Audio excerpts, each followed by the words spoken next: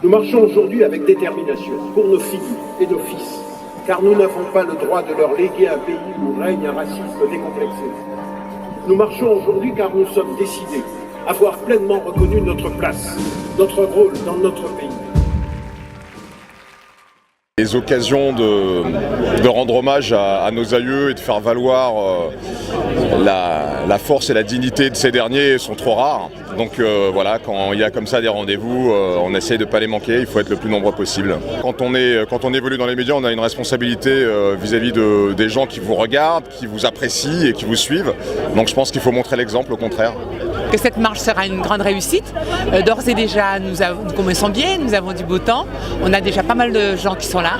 J'espère que ce sera une manière de marquer notre attachement à cette commémoration de l'abolition de l'esclavage et à montrer notre désir de faire partie de notre société et de pouvoir être considérés à égalité dans le pays qui est le nôtre. C'est même plus important, parce qu'il y a 20 ans, on a fait ce qu'il fallait pour être à peu près aperçu. Bon, il y a des choses qui ont changé, qui ont avancé. Bon, là maintenant, il faut qu'on soit entendu. Voilà, il faut que ce soit plus qu'une anecdote. Donc il faudrait qu'on soit 2 fois plus nombreux et que voilà, ça fasse bouger les choses un peu. J'ai toujours été quelqu'un de très engagé, même quand j'étais journaliste, sur des sujets sur lesquels a priori tout le monde est d'accord. Hein. Ce ne sont pas des sujets partisans, ce sont des sujets politiques, mais ce ne sont pas des sujets partisans. Enfin, s'il y a un parti en France qui prône la perpétuation de l'esclavage, il faut qu'il se fasse connaître tout de suite. Donc c'est des sujets sur lesquels on est tous relativement d'accord. Et j'ai d'autant moins de difficultés à être là qu'évidemment j'y suis en tant que descendante d'esclaves et en tant que citoyenne libre. C'est une réussite collective, mais incarnée malgré tout par un homme, Serge Romana, qui a fait une grève de la faim. Et le législateur que je suis aujourd'hui, nous avons pu traduire dans la loi du 27 février 2017, eh bien, la loi égalité réelle, nous avons pu traduire que cette journée, le 23 mai, sera journée de commémoration des victimes de l'esclavage. Donc c'est une réussite pour nous et c'est une réussite pour la France. C'est important qu'on se mobilise. Là, il y a vraiment une manifestation pour les esclaves, c'est une reconnaissance. Aujourd'hui, on nous permet de le faire, avant, ce n'était pas le cas. Donc il faut qu'on soit là. J'espère qu'on va être vraiment encore plus nombreux que ça, parce que c'est un jour important en tout cas pour nous. Ce combat pour la liberté, ce combat contre le racisme, les discriminations, c'est toujours un combat qu'il faut mener. Ce combat, il continue d'être notre engagement. C'est pour ça que je suis là aujourd'hui. Et c'est important qu'on se retrouve là tous ensemble pour proclamer cette volonté d'être toujours mobilisés.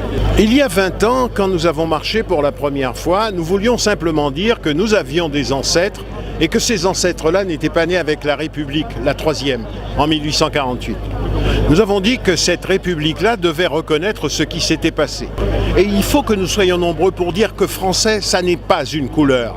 Les Français sont ceux qui ont enrichi la France. Et je prétends, moi, que mes ancêtres ont enrichi la France. Et nous y avons notre place comme les autres. Le grand message de cette marche, c'est que, bien évidemment, il y a la question de l'hommage aux aïeux et la question aussi de l'hommage à ceux qui ont combattu pour sortir cette histoire d'une forme de néant dans le récit collectif national. Mais cette histoire, elle reste agissante parce que l'esclavage nous a légué des systèmes de représentation raciste qui continuent à produire des effets. En fait, le vrai racisme qui existe dans le pays, ça n'est pas le racisme des Blancs vis-à-vis des Noirs ou des Arabes, c'est le racisme que les Noirs ou les Arabes font subir aux Blancs. Et donc on est sur un retournement extrêmement perverse qui vise en réalité, et d'ailleurs ce sont des thématiques qui viennent habituellement de l'extrême droite avec le racisme anti-chrétien ou le racisme anti-français dans les années 80 ou 90, les systèmes de discrimination sont des systèmes de discrimination qui visent en priorité et massivement des populations qui sont notamment issues de l'ancien monde colonial ou qui sont issues de l'esclavage. Ça c'est la réalité lourde. Mon inspiration, c'est qu'il fallait que je sois présent.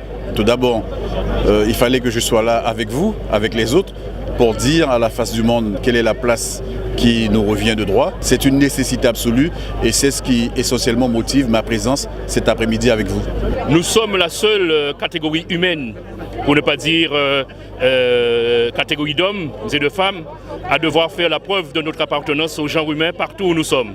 Et je crois que nous devons affirmer par ce type de manifestation, mais par notre convergence, par notre créativité, par le refus, par notre désir d'appartenir à l'universel. Nous sommes à la fois le fond du refus de ce que l'on nous impose, mais en même temps le fond de la créativité.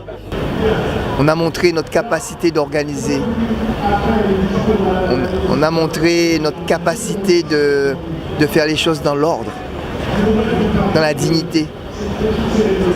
Cette marche va déboucher sur encore plus de respect de ce que nous sommes. S'il y a quelque chose qu'il faut retenir, c'est que, et ça je pense que les jeunes d'origine africaine doivent le retenir, et eux c'est plus facile.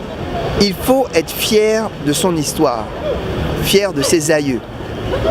Il faut qu'ils la connaissent. Beaucoup d'entre eux ne la connaissent pas, parce qu'en France c'était difficile qu'on leur transmette. Et c'est très important de connaître son histoire. On peut être français avec des ancêtres différents.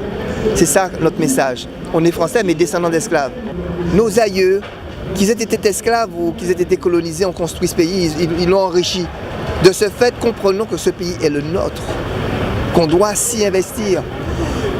On va se battre pour ça. Mais là maintenant, quelque chose est né ce 23 mai. C'est le cœur de toutes ces populations qui vont se battre pour que vive une France différente, une France nouvelle.